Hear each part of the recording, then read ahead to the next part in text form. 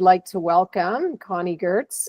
Jen and I run Boris Walks Alone Art Inc. Connie is a part of that.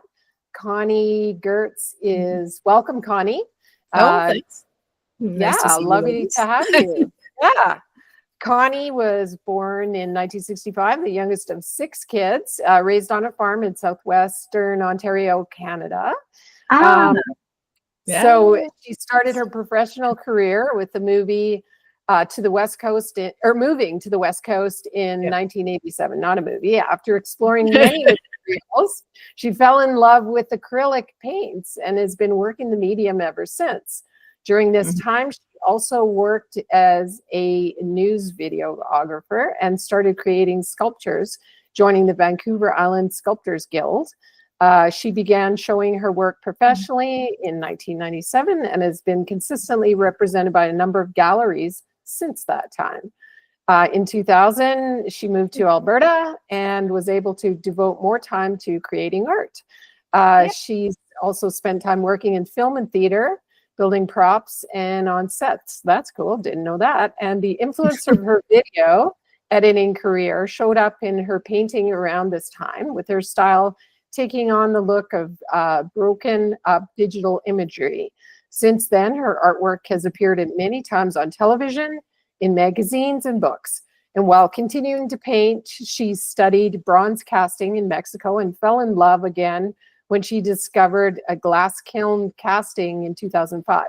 She found the same subtle translucency of color that she enjoyed with acrylic paint and possible in 3-dimensional medium. Since then, she's been experimenting with pairing contrasting materials in sculpture, working with glass, concrete, plaster, metal, and most recently resin.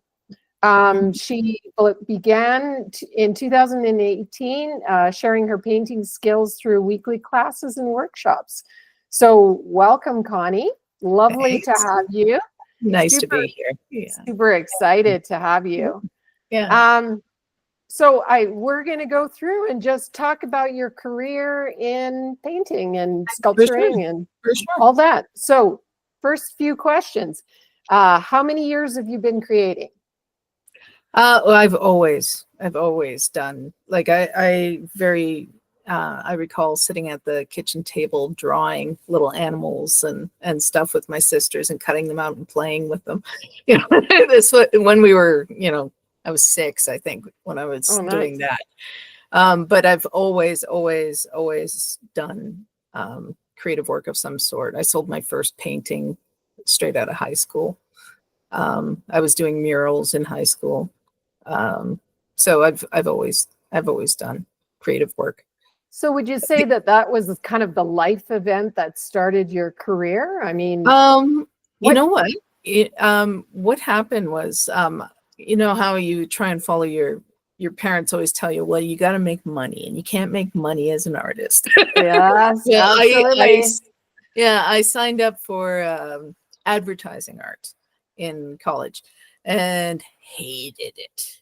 Oh, really? Absolutely hated it. And the only time of my life that I did not paint was the year following dropping out of that course, because I was so disheartened by it. Oh no. And then that's when I also switched to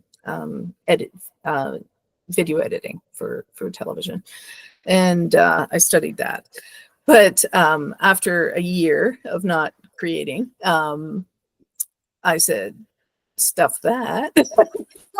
I'm an artist. I don't care if they think I can't be an artist, but I just started painting again and creating again. And it was shortly after that I moved to the West Coast. And I was always, like, as you know, I would do my job during the day and then I'd come home and paint and sculpt and make things. And it was always a case of I would not limit myself. Like a lot of people who go through art school, and you know, there's a lot of thought on how to make it big, is that you have to be consistent. And I feel like my work always looks like my work. Yeah. Regardless of what I'm doing, it has that consistency, but I would never limit myself as to what materials to use and what type of art to do, because as an artist, you're curious, and you've got to follow where the muse leads you, right? Absolutely. So, and you shouldn't be limiting yourself. I think you do yourself a disservice when you limit yourself. You know, So and it's funny I work because in whichever media and whichever process works for the idea that I have. good. Yeah, because I wondered, I'd heard once that people say that art schools teach like just being consistent all the time, all the time, all the time. But you're right, as a creator, like that is the thing. You're pivoting all the time, you're creating all the time. Something different inspires you. Being flexible is a huge part of it. That's amazing. I'm just curious to know, like such a large family, you have 6 siblings. Are any of your siblings in the same medium? Yes, actually, I've got 2 sisters who are painting professionally right now too. Amazing. Yeah. And the second question I was like, I had no idea you're Ontario. And I'm from Ontario. So are you from Ontario? Yeah, whereabouts? Between London and Sarnia in Southwestern Ontario. Yeah, I grew up on a farm, so amazing. It was kind of halfway between the 2 cities. Okay. Very familiar. How about you? Etobicoke. Oh yeah. Yeah, I know where that is. Very cool. Very small world, right? Yes, it always is. It always seems so. Do you think your work, did you ever create like bodies of work in time? Yeah. You know, like that you were feeling something and then you created a kind of body of work. Maybe speak to that a little bit about. Yeah, that's usually like when you're creating a lot, when you're spending a lot of your time creating, you do that naturally. Because you get fascinated by something. You get fascinated by an idea that you wanna express, or a way of putting things together that you wanna try out or whatever. But it comes pretty naturally to do series of work, especially if you're productive, if you're doing the work and doing the work and doing the work. And the thing is, like, sometimes you'll jump around, but eventually you get these bodies of work that are all consistent, that'll fit together.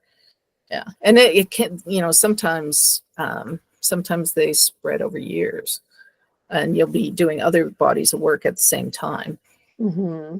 Actually, I find I do that just because I like doing different things. It keeps life interesting. If you're always doing the same thing, it gets boring. Sure. And actually, it's those times of my career where I've done something consistently that I've run into problems of drying up. The ideas dry up. It's when I'm flipping back and forth, the ideas never dry up. Really. I'm able to keep going, and if an idea is running out in one area, then I'm working on another area that's got me excited, and they feed off each other. And wow, that's really I find it's you got to work that way, or you lose your mojo, and you don't. Isn't that interesting? No, isn't that interesting? I love that. That's really so our biggest event this year is going to be for the Oscars Gifting Lounge. And our theme is the human condition, which encompasses the defining characteristics and key elements of human life, such as birth, learning, emotion, aspiration, reason, morality, conflict, and death. Can you talk about the 2 pieces that you're going to be displaying at this Oscars Gifting Lounge? Yeah, it just so happened that this theme hit at a great time for me, because I was just getting into figurative work again, and kind of concentrating on emotion. And in my regular work, I'm doing a lot of pieces with people and animals, and emotional connections between the 2. But this fit very nicely into some of the things that I wanted to do. And the great thing about NFTs is, again, like you want to use the format that will do what you want to say, right? Absolutely. So in this case, what I wanted to do was video and a painted element together. And the two pieces, I kind of went off into a little esoteric territory. So letting, and I usually I usually don't spend a lot of time expressing that part, but it was nice to have the opportunity. Yeah, well, that's and what artists are all about, is expressing. absolutely. But my one piece is what did I call it? Sovereign. And this is an idea that I had been really percolating in my psyche for quite some time. And it's all about how each of us being a fractal of the creative power that made the universe. We're all a part of God, a little piece that contains the all. And we are made of light. We are creator beings so powerful that we can, at certain points, give up our power. And that's what we're doing in this lifetime. We're giving up a little bit of our power to have this experience. Each of us is infinite and worthy of respect, each and every one of us. And as fractals, we are one with everything in the universe, and we contain and are privy to everything that the universe is made of. Unity is our natural state. Together, as an individual, we are incredibly powerful. We have the power of God. Hard to believe, but we do. But when we get together, we are like the ocean. We are, each of us like drops in the ocean, and together we are unstoppable. And we got to remember that. What else can I say? Unity is our natural state. And in this divided world is just a temporary experience to help the universe grow and understand itself. We are all here to experience. And we've come to a point in this world where the veil of forgetfulness is starting to drop. And if you're open to it, you will start to remember your power and remember what you really are. And it's going to be a wonderful thing. About the second piece for the gifting lounge at the Oscars. Yeah. So the second piece is a little darker. It's just a little. It's called Let the World Burn, the Profiteers. And I stay out of politics for the most part, but it's it felt good to be able to say this and put it out there that the time has come. Like, no more. No, these people who send citizens to war and cause all the pain and suffering of war for profit, that's got to end, and it will. I think times are changing, and truths are coming out, and I think their time is limited, and their days are numbered. They're going to get theirs. They're going to be held accountable, and I would be glad to see it. I would be glad to see it.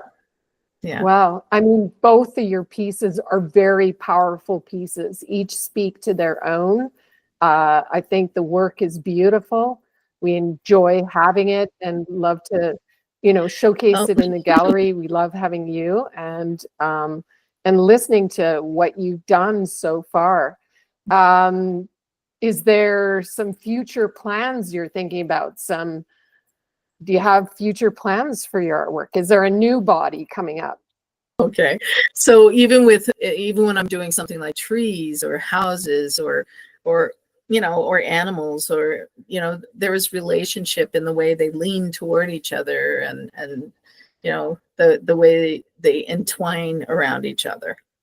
So I think my work is a lot about relationships. And even when I'm doing like a single portrait, it's about the relationship. In those cases, the eyes are always really super visible. They're you know, the main thing, and it's the relationship of the viewer with the thing that's in the portrait. Okay, it's always about the relationships. Yeah. Wow, But I'm working now on a series of pieces that are about people and animals. So the relationships we have with animals, and a little esoteric stuff thrown into. I've got a few with people with little birds on their shoulder, and birds kind of represent the spirit, the you know, the messages we get from spirit, whispering in our ear. And I have a few, you know, people with little birds on their shoulders or whatever. I've got a bird. But that right now is where my fascination is. And my fascination jumps around a bit. So I'm also working on a sculpture series as well. Trying out some new combinations of materials, and again, relationships, how they relate to each other. You know, and, you know, you find out things when you start talking about it. It's like, oh, I didn't realize just about everything I do is about relationship. Yeah, yeah, it's good to articulate. Yeah, completely. Yeah. Well, I love. Yeah, it is. It's really good, and it's good for us to listen and just see another perspective from another human being, like just, you know, because all of us, we have ideas in our head, and sometimes everyone's ideas are all different, and it's interesting to hear everyone's different perspective on things, right? We all take away different things. So, well, thank you for joining us. We you know, appreciate any follows that people have, and following Connie's work, following our channel to join us on more endeavors and talking more to these artists about their beautiful work and what it means to them and to people who buy it. So just hit the button below and subscribe for more inspiring stories. Thank you for joining us.